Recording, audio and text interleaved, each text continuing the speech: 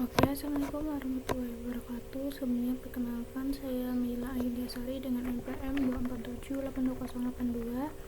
Jadi pada video kali ini saya akan membuat video hands-on pada lab 6.4.5 tentang konfigur static NAT, yang dimana pada praktikum ini kita akan mempelajari bagaimana cara mengkonfigurasi static NAT pada router agar server di jaringan internal itu dapat diakses dari jaringan luar menggunakan alamat publik.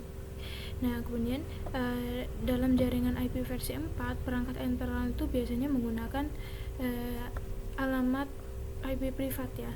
Namun pada alamat privat itu tidak langsung digunakan untuk komunikasi melalui internet. Oleh karena itu dibutuhkannya NAT atau Network Address Translation untuk menerjemahkan alamat privat menjadi alamat publik. Nah, kemudian di sini juga static NAT itu digunakan ketika sebuah server internal itu perlu diakses secara tetap dari luar jaringan menggunakan satu alamat publik tertentu. Jadi tujuan praktikum ini sendiri part satunya yaitu menguji tes access without NAT, yaitu menguji koneksi tanpa NAT, kemudian mengkonfigurasi static NAT, kemudian tes access with NAT yaitu menguji koneksi setelah NAT itu berhasil diterapkan. Nah, di sini juga terdapat jadi pada topologi ini terdapat router 1, kemudian terdapat PC 1, kemudian laptop 1, kemudian server 1, kemudian jaringan internet cloud-nya. Jadi server 1 itu berada pada jaringan internal dengan alamat privat yaitu 172.16.16.1. Nah, kemudian server tersebut akan dipetakan ke alamat publik yaitu 64.100.50.1 menggunakan static NAT pada router 1. Nah, part pertamanya di sini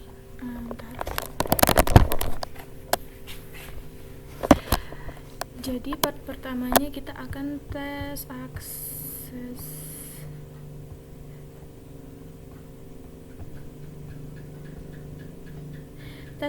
without NAT.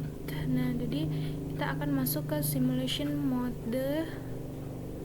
Kemudian tujuannya agar proses pengiriman paket itu dapat diamati secara detail. Mencoba mengakses server 1 tanpa NAT. Jadi server 1 menggunakan alamat dari PC 1 ke L1. Kemudian saya mencoba mengakses server 172.116.1 itu ada server 1, connect to server 1.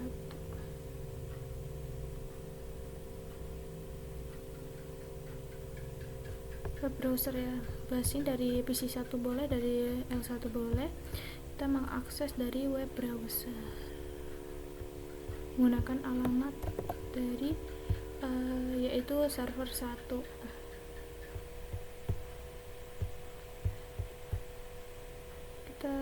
Kita masuk ke simulation mode dulu ya, lalu kita ke sini ulang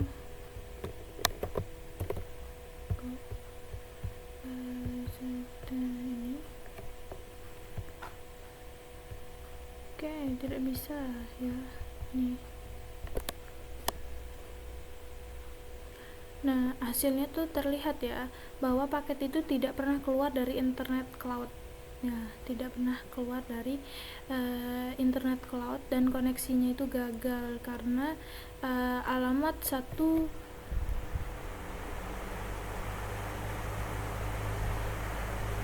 sebentar.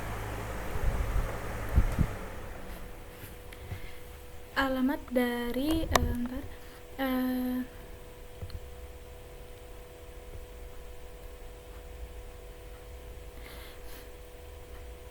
alamat dari 172.16.16.1 ini merupakan alamat privat sehingga tidak dapat dirouting melalui internet ya. Jadi PC1 itu akan gagal terus gitu.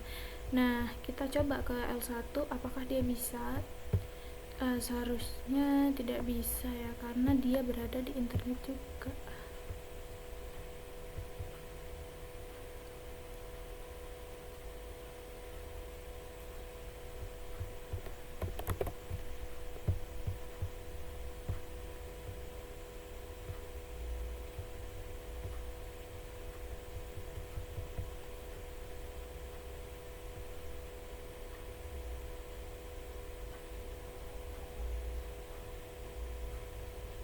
Oh, itu tidak bisa ya, tidak bisa ya. Clear event list nih, tidak bisa, sama saja seperti PC1 yang artinya paket itu tidak pernah keluar dari internet cloud dan koneksinya akan selalu gagal. Nah, kita lanjut ke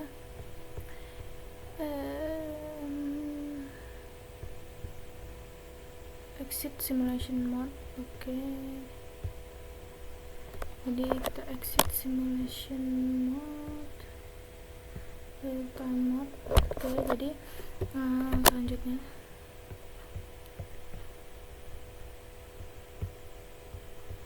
selanjutnya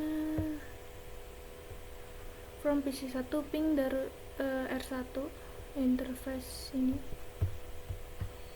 2.9 from PC1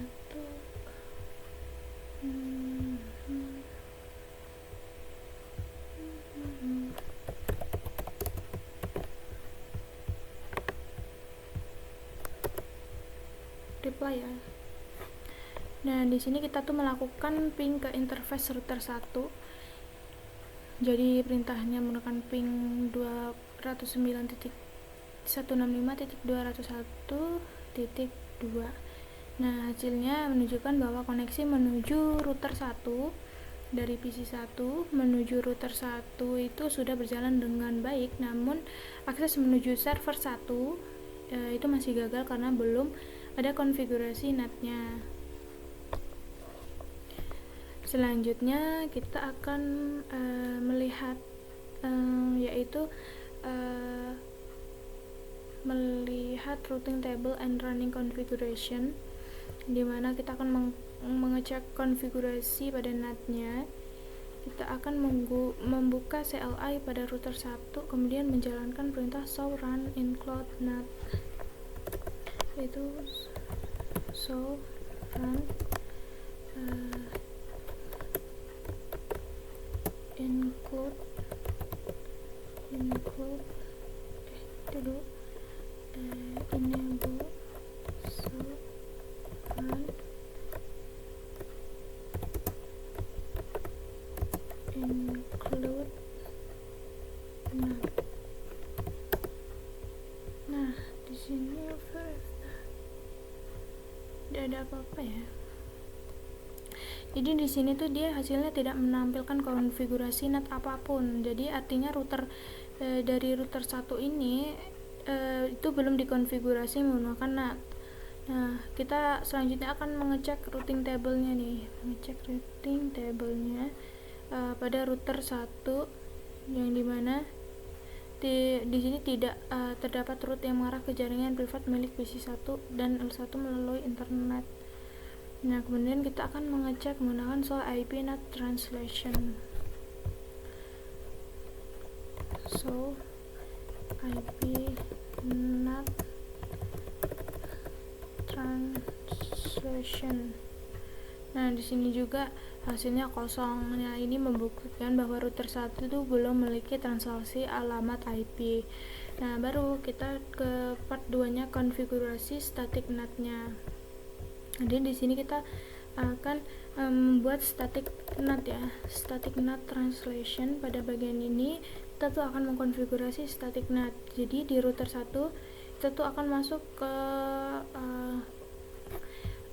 ke sini, masuk ke config dulu, kita config t, lalu tekan IP, kita copy saja IP NAT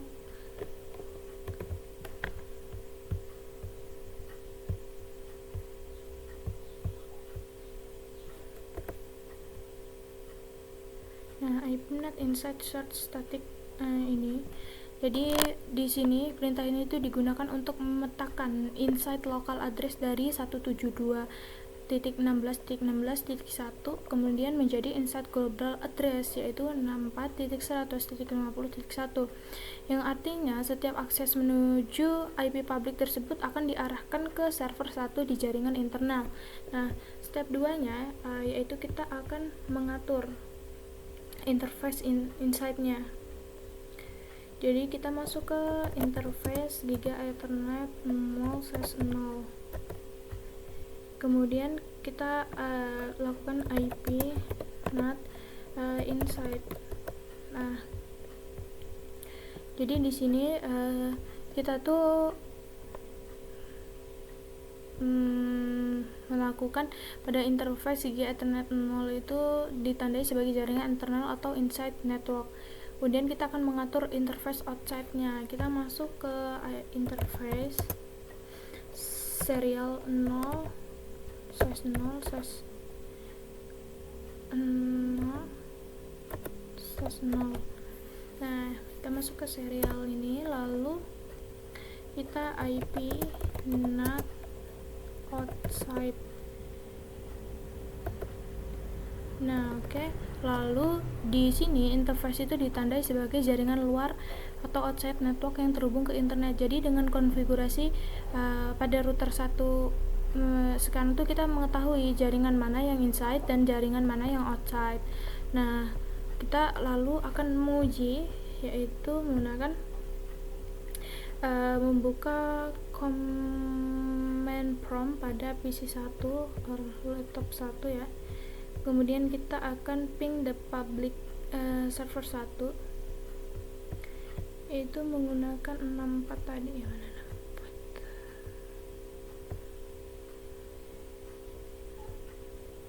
64 IP public tadi mana,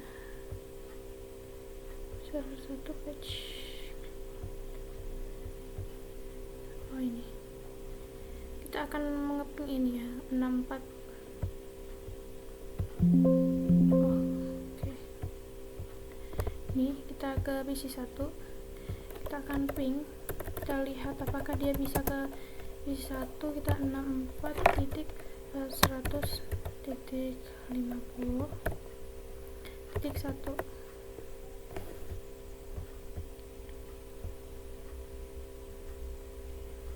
Bisa ya, nih kita jalankan ulang.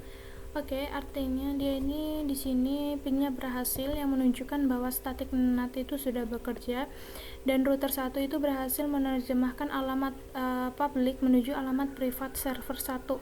Kemudian kita akan coba untuk mengakses melalui web servernya. Di sini kita buka web browser.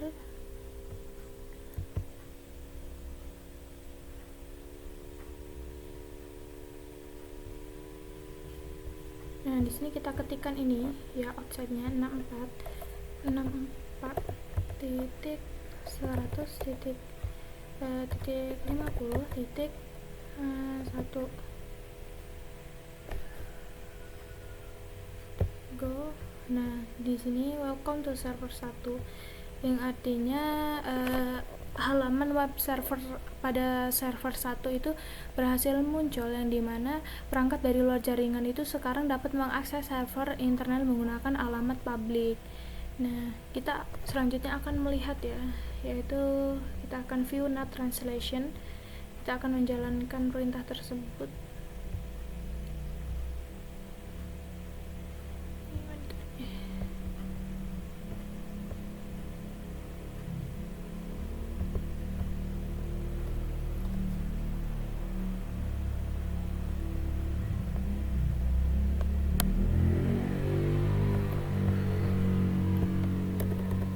Exit. kita ke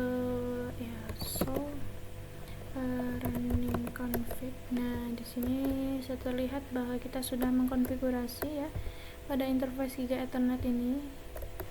Kemudian serial 0/0/0, IP NAT outside, kemudian lanjutnya IP NAT inside-nya yaitu 172.64.100 ini. Oke, sudah. Lalu kita show IP NAT translation. Nah, di sini terlihat artinya perintah tersebut itu digunakan untuk melihat tabel translasi NAT antara alamat privat dan alamat publik. Jadi di tabel tersebut terlihat pemetaan dari 172.16.16.1 menuju ke 64.150.1 ya. Nah, kita akan mengecek lagi yaitu show IP NAT statistik.